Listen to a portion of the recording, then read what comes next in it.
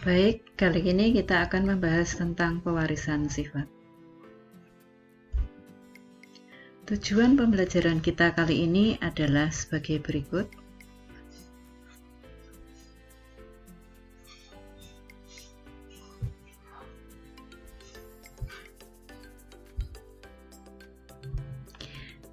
Nah, sekarang coba perhatikan gambar berikut ini. Kalian juga bisa membandingkan antara diri kalian dengan teman atau mungkin saudara yang ada di rumah. Nah, sekarang coba kalian amati, adakah perbedaan tentang postur tubuh, bentuk rambut, bentuk wajah, bentuk hidung, serta warna kulit. Bagaimana? Ada perbedaan kan? Nah, kita akan membahas tentang molekul yang mendasari pewarisan sifat. Yang pertama adalah materi genetik. Materi genetik atau gen inilah yang mengontrol perbedaan-perbedaan atau ciri sifat di antara kita dengan yang lain, dan itu diwariskan dari orang tua kita. Nah, molekul yang berperan sebagai materi genetik itu adalah asam nukleat. Ada dua macam asam nukleat yang berperan sebagai materi genetik, yaitu DNA dan RNA. DNA itu terletak di dalam sel. Ini adalah organ kulit. Ada banyak jaringan di sini. Kita ambil salah satu selnya. Nah, di dalam ini ada nukleus atau inti sel, dan di dalam nukleus ini ada kromosom. Kromosom itu jika diure itu merupakan untaian dari DNA. Nah, DNA itu dikatakan sebagai cetak biru atau blueprint, di mana kode kehidupan setiap makhluk hidup itu tercatat di situ. Nah, jadi DNA itu berisi dan membawa berbagai informasi dasar yang penting dalam tubuh makhluk hidup dari generasi ke generasi berikutnya, dan itu diwariskan. Sedangkan RNA itu berfungsi untuk mengirimkan informasi genetik dan mengendalikan sintesis protein dalam tubuh. Dan DNA itu bisa membentuk kromosom. Jadi baik DNA maupun RNA itu berperan dalam proses penurunan sifat. Kita juga bisa mengamati kromosom pada saat sel itu akan membelah, misalnya pada akar bawang merah. Tentang penemuan DNA. Nah, ilmuwan yang memelopori penelitian atau yang pertama kali meneliti tentang DNA itu adalah Maurice Wilkins dan Rosalind Franklin. Mereka menggunakan teknik kristalografi atau difraksi sinar X untuk mempelajari struktur DNA. Ini adalah Rosalind Franklin, dan ini foto DNA dari hasil difraksi sinar X. Nah, kemudian penelitian itu dilanjutkan oleh Francis Crick dan James Watson. Keduanya bisa mengamati DNA dengan lebih jelas.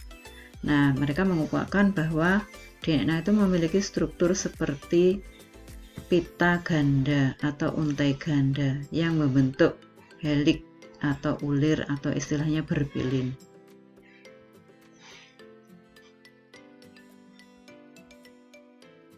Nah, inilah struktur DNA dan RNA yang dimaksud.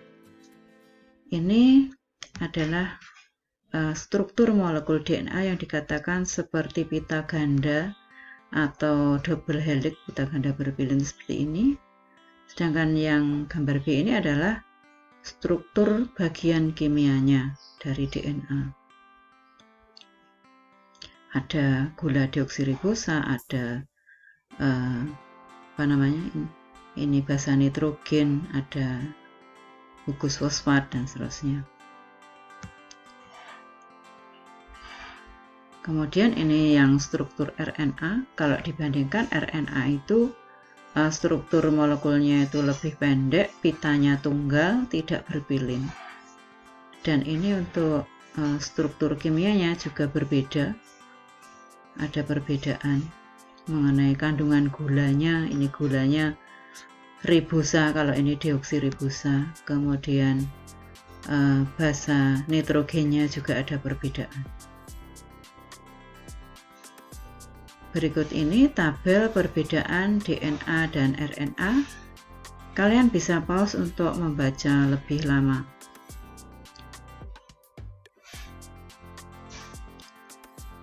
Nah, peranan materi genetik dalam penentuan sifat. Coba mari kita mengidentifikasi gambar kromosom pada anak laki-laki dan perempuan berikut ini. Nah, ini adalah struktur kromosom tubuhnya untuk seorang anak perempuan. Ini yang anak laki-laki. Pada diri seorang anak perempuan itu, coba dimati ini pasangan, ya, ini berpasangan ya. Kromosom ke-1 sampai ke 22 yang di luar kotak. Ini juga 1 sampai 22. Dan yang di dalam kotak ini adalah pasangan kromosom yang ke-23. Kalian bisa melihat bahwa di sini untuk kromosom ke-1 sampai 22 itu sama. Itulah yang dimaksud dengan kromosom tubuh atau autosom. Sedangkan kromosom terakhir yang ke-23 ini adalah disebut gonosom atau kromosom kelamin. Ini yang membedakan. Nah, yang anak perempuan ini kromosom terakhirnya itu seperti huruf X keduanya. Sedangkan yang anak laki-laki kromosom terakhirnya yang satu ini patah sehingga dianggap seperti huruf Y. Makanya penulisannya adalah sebagai berikut. Yang perempuan itu 22AA, ini kromosom tubuh, dan atau plus XX. Dengan yang laki-laki 22AA plus XY. Nah, sekarang mari kita bandingkan dengan kromosom gamet, dalam hal ini sel ovum dan sel spermatozoid. Kita bisa melihat bahwa di sini untuk sel gametnya, ini kromosom pertama sampai ke 22, ini sudah tidak berpasangan juga kromosom gonosomnya, tinggal separuhnya, ya kan? Nah, ini juga. Nah, penulisannya untuk ovum berarti struktur kromosomnya, kariotipnya, ya separohnya dari ini. Separohnya 2AA plus X berarti 22A plus X. Sedangkan yang spermatozoid separohnya 22A plus X dan 22A plus Y. Itu ya. Baik, kita lanjutkan.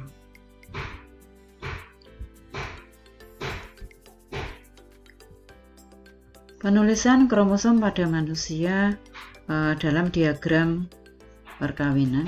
Coba kalian perhatikan, jumlah kromosom pada manusia itu adalah 23 pasang atau 46. Ini adalah simbol cermin, ini untuk simbol perempuan atau induk betina. Sedangkan ini ada simbol panah untuk laki-laki itu jantan. Parental atau orang tua. Nah, ini kan kromosomnya masih lengkap, atau istilah ini bapaknya ya. Ini ditulis 22AA plus XY, sedangkan yang induk betina atau ibunya 22AA plus XX. Gamet atau kromosom kelaminnya, dalam hal ini sperma ya separuhnya tadi ya, 22A plus X dan 22A plus Y. Sedangkan sel ovum itu separuhnya individu betina yaitu 22A plus X. Filial F1 itu berarti anak. Filial anak atau keturunan. Nah, ini ya tinggal digabungkan lagi. Kalau misalnya yang ketemu ovum itu adalah sperma X, maka sekarang kromosomnya sudah bergabung lagi menjadi 22AA plus XX. Nah, ini jadinya anak perempuan. Sedangkan kalau yang ketemu itu adalah sperma Y ketemu dengan sel ovum, berarti sekarang kromosomnya sudah gabung lagi 22AA plus XY, jadilah anak laki-laki. Demikian. Nah, baiklah, kalian bisa mengerjakan beberapa soal berikut ini sebagai latihan ya. Nah, kalau ada hal-hal yang kurang jelas, silakan kalian bisa tulis di kolom komentar. Nah, terima kasih. Sampai ketemu pada pembelajaran yang lain.